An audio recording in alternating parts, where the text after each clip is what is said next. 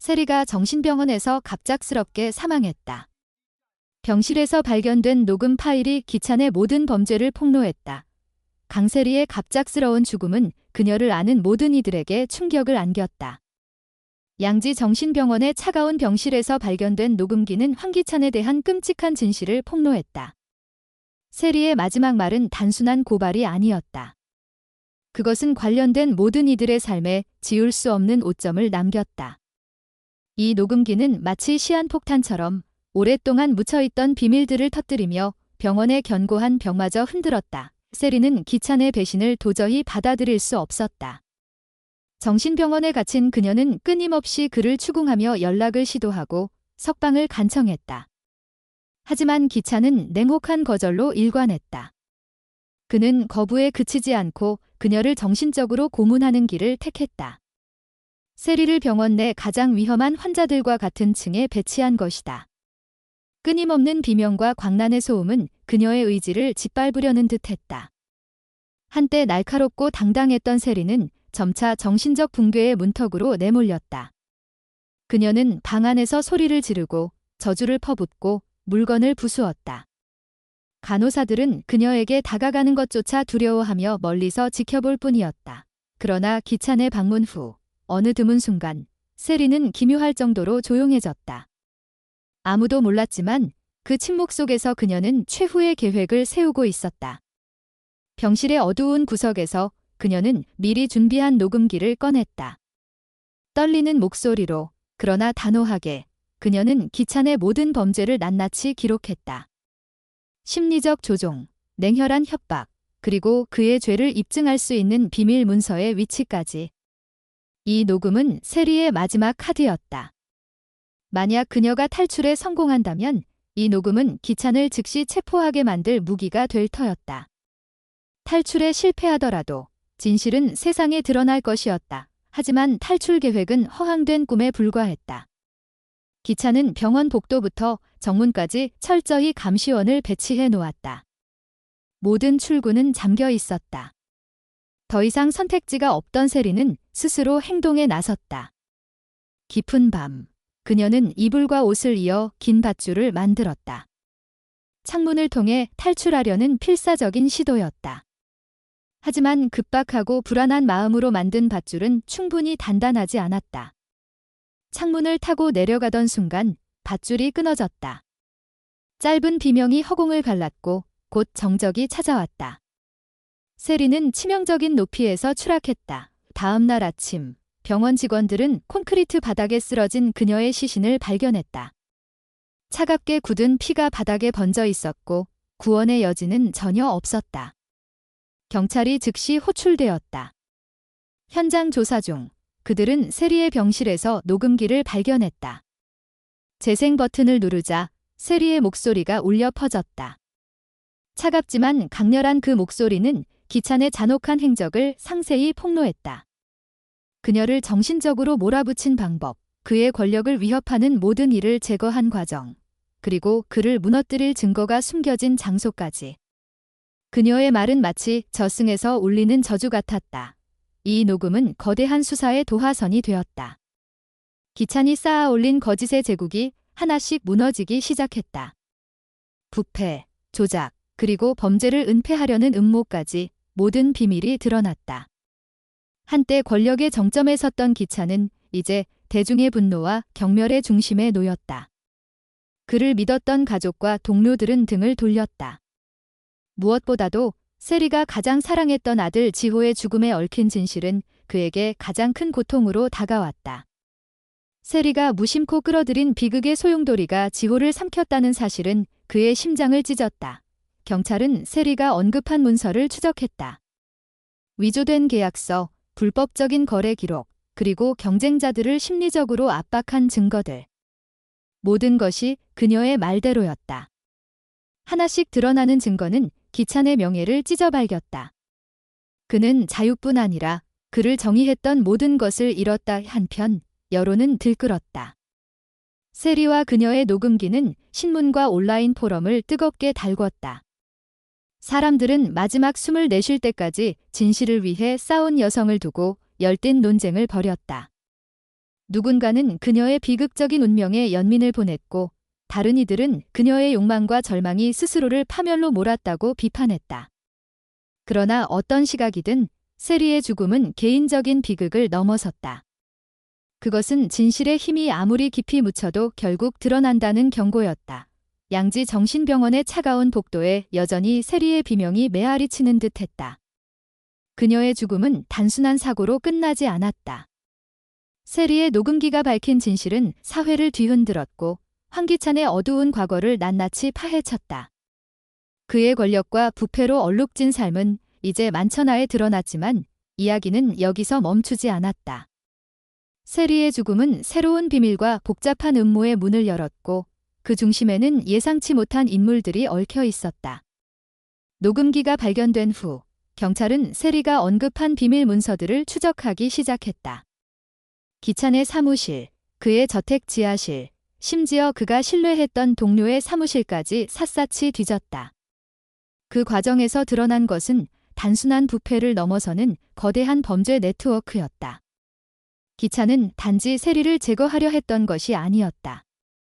그는 오랫동안 정재계의 고위 인사들과 결탁해 불법적인 거래를 주도했으며 반대하는 자들을 체계적으로 무력화했다. 세리의 녹음기는 이 네트워크의 일부만을 드러냈을 뿐 그 이면에는 훨씬 더 깊은 어둠이 도사리고 있었다. 그러나 진정한 충격은 기찬의 가족에게서 터져나왔다. 그의 어머니 노숙자는 세리의 죽음 이후 점점 더 불안해졌다. 그녀는 아들의 죄를 덮으려 애썼지만 세리의 녹음기가 공개되면서 그녀의 과거까지 도마 위에 올랐다. 노숙자는 단순한 가정주부가 아니었다. 그녀는 기찬의 성공 뒤에 숨은 조력자였다. 기찬의 불법적인 사업에 자금을 대고 그의 적들을 협박하는 데 관여했던 그녀의 이름이 증거 속에서 드러났다. 여론은 그녀를 향한 분노로 들끓었다.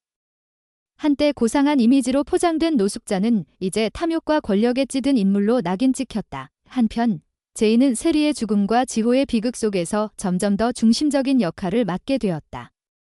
그녀는 단순히 기찬의 연인이나 피해자가 아니었다.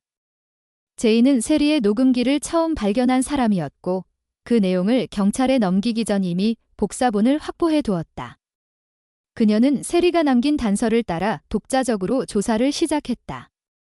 제인의 날카로운 직감은 그녀를 기찬의 비밀 금고로 이끌었다. 그곳에서 발견된 것은 기찬의 범죄를 입증하는 문서뿐만 아니라 세리의 과거와 얽힌 놀라운 사실이었다. 세리는 기찬과 결혼하기 전 이미 그의 어두운 사업에 얽혀 있었다. 그녀는 단순한 피해자가 아니라 한때 기찬의 공범이었던 것이다. 이 사실은 제인을 혼란에 빠뜨렸다. 세리가 녹음기에서 밝힌 진실은 일부만 사실이었을지도 모른다. 그녀는 자신의 죄를 덮기 위해 기찬을 희생양으로 삼으려 했던 것일까? 아니면 진심으로 속죄하려 했던 것일까? 제인은 갈등했다. 세리의 죽음은 비극이었지만 그녀의 동기도 순수하지 않을 수 있다는 의심이 커졌다. 하지만 제인은 멈추지 않았다. 그녀는 세리의 죽음이 단순한 사고가 아님을 직감했다. 병원의 감시체계, 끈 예진 밧줄, 그리고 세리의 마지막 순간을 둘러싼 미심쩍은 정황들은 누군가의 개입을 암시했다. 조사 과정에서 새로운 인물이 떠올랐다. 양지 정신병원의 원장, 박민재였다. 그는 겉으로는 헌신적인 의사로 알려졌지만 기찬과 오랜 동맹 관계에 있었다. 세리의 병실 배치, 그녀를 위험한 환자들과 함께 둔 결정, 심지어 그녀의 탈출 시도를 묵인한 듯한 병원의 느슨한 관리까지 모든 것이 그의 손아귀에서 이루어졌다. 제이는 박민재의 사무실에 잠입해 그의 컴퓨터에서 삭제된 파일을 복구했다. 그곳에는 기찬과 박민재가 주고받은 메시지가 있었다. 그들은 세리를 영원히 침묵시키기 위해 그녀를 정신적으로 몰아붙이는 계획을 논의했다. 심지어 그녀의 탈출 시도가 실패하도록 밧줄을 조작했을 가능성도 제기되었다. 이 모든 사실이 드러나면서 양지 정신병원은 단순한 치료시설이 아닌 범죄의 온상으로 낙인 찍혔다. 언론은 이 스캔들을 대대적으로 보도하며 병원의 비윤리적인 운영과 기찬의 범죄를 연결짓는 기사로 도배되었다. 시민들은 병원 앞에서 시위를 벌였고 세리의 죽음을 애도하며 진실을 요구했다. 그러나 진실이 드러날수록 더 많은 질문이 생겨났다. 박민재는 단독으로 움직였을까? 아니면 기찬의 네트워크에 속한 더 높은 누군가의 지시를 받았을까? 세리의 죽음은 정말 사고였을까? 아니면 치밀하게 계획된 살인일까? 제이는 점점 더 깊은 어둠 속으로 들어갔다. 그녀는 세리의 녹음기에서 언급되지 않은 또 다른 단서를 발견했다. 세리가 죽기 직전, 그녀는 지호의 죽음에 대한 새로운 정보를 남겼다. 지호의 사고는 단순한 우연이 아니었다. 기찬은 지호가 세리와 연락했다는 사실을 알았고, 그를 위험에 빠뜨릴 가능성을 차단하려 했다. 제이는 지호의 사고 현장에서 발견된 트럭 운전사의 기록을 추적했다. 놀랍게도 그 운전사는 기찬의 회사와 계약 관계에 있었다. 사고 당일, 그는 기찬의 지시에 따라 특정 시간에 그 도로를 지나가도록 배정받았다. 이 모든 것이 우연일 리 없었다. 제인의 조사는 그녀를 점점 더 위험한 상황으로 몰아넣었다. 기찬의 네트워크는 그녀의 존재를 눈치챘고 그녀를 추적하기 시작했다. 어느 밤, 제인은 자신의 아파트에서 미행당하고 있다는 느낌을 받았다. 어두운 골목에서 발소리가 따라왔고 그녀의 전화는 정체불명의 메시지로 가득 찼다. 멈춰라, 아니면 지호처럼 될 것이다. 제인은 두려움에 떨었지만 세리와 지호를 위해 멈출 수 없었다. 그녀는 자신이 가진 모든 증거를 언론에 넘기기로 결심했다. 그러나 그 순간 그녀는 예상치 못한 인물과 마주쳤다. 노숙자였다. 그녀는 제인을 찾아와 뜻밖의 제안을 했다. 내 아들을 구하고 싶다면 나와 손을 잡아. 노숙자의 제안은 충격적이었다. 그녀는 기찬의 범죄를 덮으려 했던 과거를 후회하며 이제 그의 몰락을 원했다. 하지만 그녀의 동기는 불분명했다. 제인은 그녀를 믿을 수 있을지 확신하지 못했다. 노숙자는 자신의 손에 더 많은 증거가 있다고 주장하며 기찬의 네트워크를 완전히 무너뜨릴 수 있는 정보를 제공하겠다고 약속했다. 그러나 그 대가로 그녀는 제인이 세리의 과거를 영원히 묻어주길 바랐다.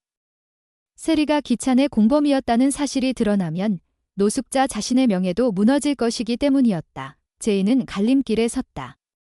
세리의 진실을 밝히는 것은 지호를 위한 정의를 의미했지만 노숙자와의 거래는 기찬을 더 빠르게 무너뜨릴 기회였다. 그녀는 밤새 고민하며 세리의 녹음기를 다시 들었다. 세리의 목소리는 여전히 그녀를 사로잡았다. 그 안에는 절망과 분노, 그리고 미묘한 후회가 담겨 있었다. 세리는 정말 속죄하려 했던 것일까? 아니면 그녀의 마지막 행동도 복수를 위한 계산된 움직임이었을까? 이야기는 점점 더 복잡한 미궁으로 들어갔다. 양지 정신병원의 그림자는 길어졌고 그 안에서 얽힌 인물들의 욕망과 죄책감은 서로를 집어삼켰다. 세리의 죽음은 단순한 비극이 아니었다. 그것은 진실과 거짓, 복수와 속죄가 뒤엉킨 거대한 소용돌이의 시작이었다. 여론은 여전히 뜨거웠고 사람들은 세리의 이야기를 놓지 않았다. 그녀는 영웅이었을까? 악당이었을까? 아니면 그저 운명에 짓밟힌 또 한 명의 희생자였을까? 진실은 아직도 어둠 속에 잠겨 있었다.